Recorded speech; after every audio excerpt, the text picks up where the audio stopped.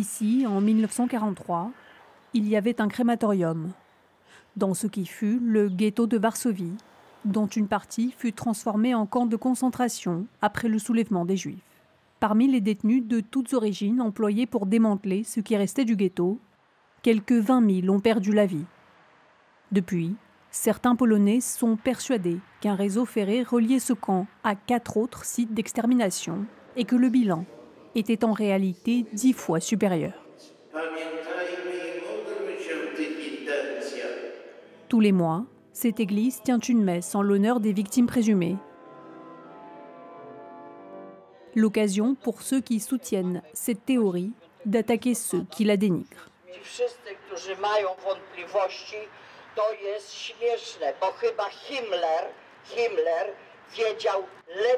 Mira Modelska-Krzyż est l'une des plus ferventes adeptes de la théorie selon laquelle 200 000 personnes auraient été massacrées au camp dit KL Warschau.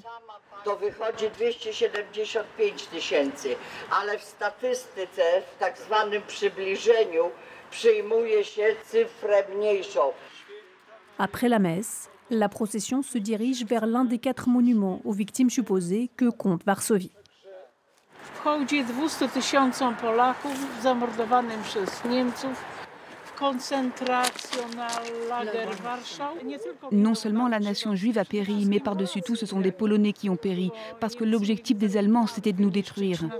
Selon les nationalistes polonais, le calvaire des Polonais non juifs durant la Seconde Guerre mondiale aurait été occulté. L'histoire du KL Warschau alimente leur sentiment d'injustice. Ceci est le document qui offre la meilleure preuve du fait qu'il y avait une chambre à gaz tout près d'ici et où les nazis ont gazé un nombre immense de Polonais. Selon eux, la chambre à gaz était dans ce tunnel. And of course, gas to this chamber has been brought from Auschwitz. Andrei, lui, est en colère. Les preuves comme quoi il y avait bien une chambre à gaz ici ont été recouvertes de peinture. En 2010, l'Institut national polonais de mémoire a commandité une enquête sur KL Warschau. Spécialiste en photographie aérienne, Zygmunt Walkowski a passé 7 ans à étudier des centaines de photos de Varsovie prises par la Luftwaffe. Son verdict est sans appel. Il n'y a aucune trace de construction ici. Et ça, c'est une photo qui est datée d'octobre 1943. Et pour ce qui est de la chambre à gaz dans le tunnel, il n'y a aucun doute possible. Ce tunnel était ouvert au trafic routier. Ici, vous pouvez voir un véhicule qui se dirige dans cette direction et qui vient de sortir du tunnel. Ces photographies, prises à quelques minutes d'intervalle, montrent clairement les mêmes véhicules entrer et sortir du tunnel. Walkowski a croisé les photos de la Luftwaffe avec d'autres sources. Ces conclusions discréditent totalement le mythe de KL Warschau. Pour ses recherches, Walkowski a reçu des menaces et il a fait blinder sa porte d'entrée. Ils m'ont dit qu'ils m'avaient bien à l'œil, dans leur viseur, et qu'ils allaient venir me chercher. Mais il est moins effrayé que consterné. Je comprends parfaitement qu'on fasse de nos morts l'une des fondations de notre patriotisme. Mais lorsque j'apporte la preuve que beaucoup moins de personnes ont été tuées, on devrait plutôt se réjouir. C'est ça que je ne peux pas comprendre. En 2016, le Parti conservateur polonais au pouvoir a nommé un nouveau directeur à l'Institut de la mémoire nationale. Résultat, le rapport de Walkowski n'a jamais été publié.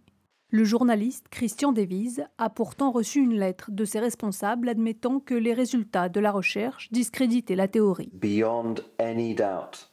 Devize est persuadé que les autorités passent délibérément la vérité sous silence. Il y a beaucoup d'exemples, en particulier des politiciens du parti au pouvoir, qui invitent aux cérémonies les principaux porte-voix de cette théorie du complot. Ils font même participer des militaires à des hommages formels organisés devant des plaques commémoratives qui contiennent, on le sait, de fausses informations.